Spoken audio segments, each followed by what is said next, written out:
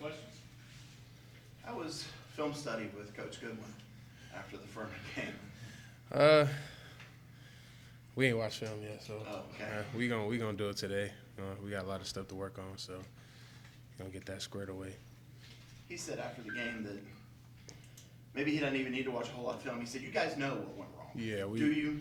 Yeah, we knew exactly what it was at the moment, and it was just like one of those snap plays, and so we know everything. I already knew what plays I messed up on, and so we can fix it already. So I already watched the tape and evaluated myself, and got a lot to work on. Ruke, why do you think there were so many, there were a bunch of errors in that game, and especially coming off the game you guys had against Georgia Tech? Just little mental mistakes. Just stuff. It's just a lot of fixable stuff.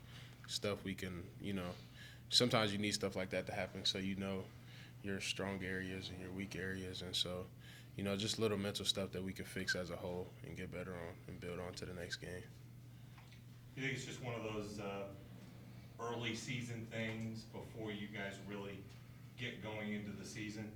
We'll be able to fix it in a hurry? Yeah, we'll be able to fix it. It's just little stuff that, will actually help us improve our game as a defense and just knowing what we need to focus on this week going into the next game. How much do you feel like over pursuit? I mean, obviously those screen passes hurt you guys. I mean, you feel like you're just a little too aggressive. Yeah, as a D line, we got to do a lot better on recognizing the screens quicker, and I put that on myself as well. I got to do a better job on that, and take some pressure off the linebackers and the secondary. When you say some of the mental mistakes, what are some of the specific examples?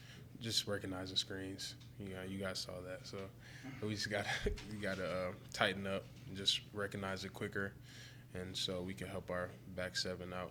As a D line, we got to do better as a whole. How do you recognize a screen? Obviously, if you're just running free, you've got to think screen first. But there are other times that somebody forgets to block you. So, in your mind, what's the best way to say, "Oh no, this is a screen. I got to get back"? Sometimes when you come free, it happens like that. But when you come too free, you just need to be like, all right, something's wrong. And the quarterback's retreating, and I came too free, and I got to put my foot in the ground and turn around and try to find a running back and get the ball. Do you think any of that had to do with the fact that you played Monday night and then you play again Saturday?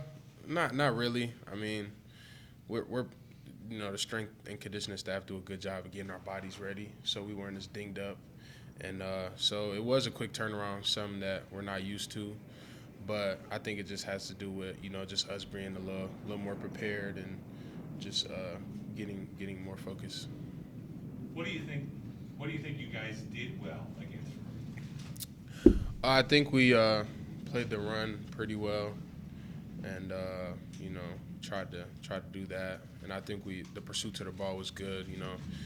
Every time you see the tape, it's at least 7 to 8 guys at the ball, and so I think we pursued the ball really well. Do you know much about Louisiana Tech yet? Yeah, I watched them. I know they're a good opponent. I treat every opponent the same, whether we're playing. It don't matter who we're playing. We're playing in the Natty or Week 3. I try to prepare the same, so try to watch as much film as I can and rest and recover my body as much as I can. If you don't mind, get a little personal now. Have you been back to Nigeria since you came here? Yeah, I went back when I was like 10. I'm going to go back probably. I want to go after this season, but it depends on my dad. You got to ask my dad. Whenever he wants to go, I'll go with him.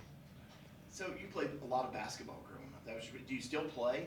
Yeah, I play a lot in the summer. I mean, not to toot my own horn, but I'm the best basketball player on the team. And, so like I said, just put me at the 3-point line. I'll make 100 out of 101 shots. So go back to the end of your sophomore basketball season. Did the high school coaches, did they come to you? Did you go to them? How did it, hey, let's get Ruke suited up as a football player as a junior? How'd that happen? I always wanted to play football my whole life, but it was just something about basketball.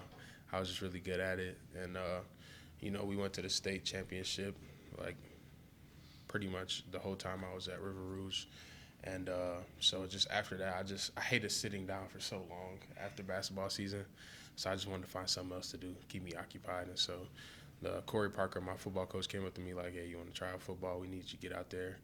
And it took me like 4 positions to get the defensive line, and so I'm just glad it worked out the way it worked out. What 4 positions did you try? I started off at receiver, but I didn't want to block. And then I went to tight end, and I realized you have to do more blocking. I didn't want to block. And then I tried linebacker, but it was too much covering for me. And so he just said, go ahead, put your hand in the dirt, and I've loved it ever since then. I know you came to America when you were 9. How much do you remember from your time while you were in Nigeria? I remember a lot. Actually, I left Nigeria when I was like 2, moved to England.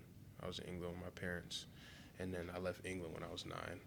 And so I remember a good amount, and just stuff like that. I just cherish life along the way because it gives me a better outlook on life, and it's so much world to see out there. And I just make it one of my goals when I'm done playing football to travel a lot. So I was wondering how much traveling so much, how much and seeing so many different places, how much does that change your perspective?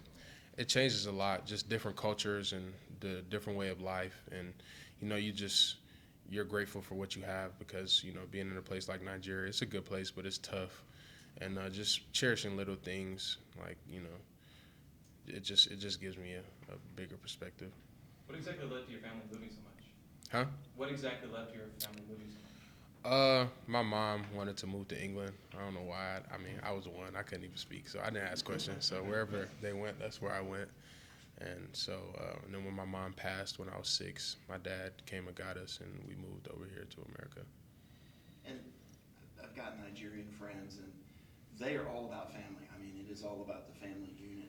Is that one of the things that maybe led you to Clemson, is the fact that this is also all about family? Yeah, it like being so far from Michigan, it doesn't even feel like it because I have guys on my team that I feel like I've known them my whole life. And, that's what makes it so much easier playing because I'll give my all for the guy next to me, and I know 100% they'll give me their all too. And so it's just such a tight-knit family, and that's what made me come here. Coach, when you were talking about you didn't even know how to get into a stance when you first got here. What did your stance look like? I played defensive end, so I just stood up. I was in a 2-point stance. I didn't know nothing. Just knew how to get to the quarterback. And then when I got here, Jordan and Niles were hurt, so it was me and TD first day, and they moved my position, and that's when I was like, all right, I'm really playing football now. And going against guys like John Simpson and Jackson Carman, it just took my game to a whole nother level, and just that's when I started taking my body serious and what I put in my body and what I ate and how I slept and stuff like that. So yeah, they taught me a lot. Shout out to them. How much did you get beat up by those guys? It was tough, man. I was 17 when I came to college, and I don't know if you've seen, just John Simpson and Jackson Carman on one side is humongous, and so I don't even want to talk about it, but yeah, I got taught a couple lessons, and that just made me a better player. I wouldn't take it back for nothing. Can you describe the mindset difference you have between playing basketball and playing football? Yeah, basketball, I could run for days. That's why I love that I played basketball. Like, when I did football conditioning, it was so easy because that's all I did was run.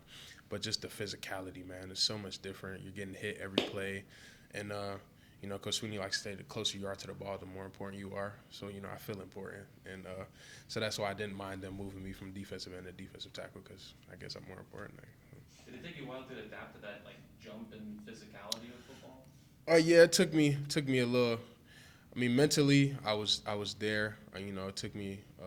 It wasn't long to learn the plays, but it's just that physicality. Just you would think it's no different, but when your hand is really in the dirt constantly, it's just constant physicality and shocking and shedding, and just having guys like Tyler Davis next to me.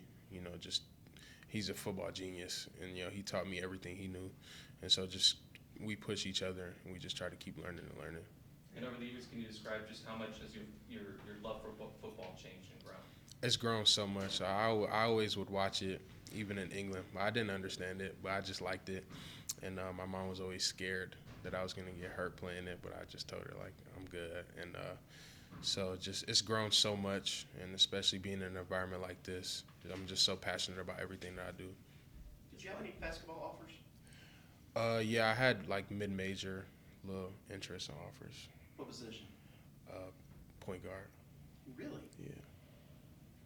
This last is a guy who's starting to emerge this year. Coach Swing was talking about you as a guy who could potentially be a fourth round or first round type of NFL prospect. I mean, what do you think has changed between the last year to this year?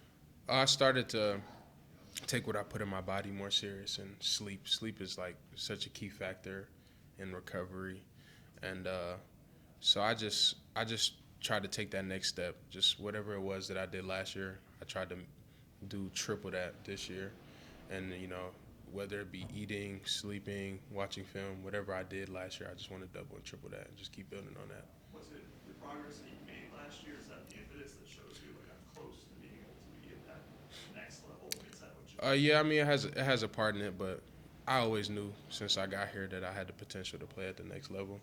But I tried not to focus on that. I just tried to be where my feet are and just focus on the now. And when I get there, I get there. So how did you figure out sleep was so important? Because when I was younger, I never slept. I was so antsy. Like before the games, my basketball games, I was always so antsy. So I'd be up till like 3 a.m. just watching basketball, and I realized that wasn't good. Even though I had the energy, then maybe if I slept more, I would have 10 times more energy. And so I started sleeping more, and I started seeing the change in my body. And, that's why, became a little sleeper. So anytime I get a chance to sleep, I just try to take a nap. So how many hours a night do you get? I try to get like 8 to 9. Yeah. What was the norm before that? 5. I was happy with 5. Are there any secrets to how to go to sleep?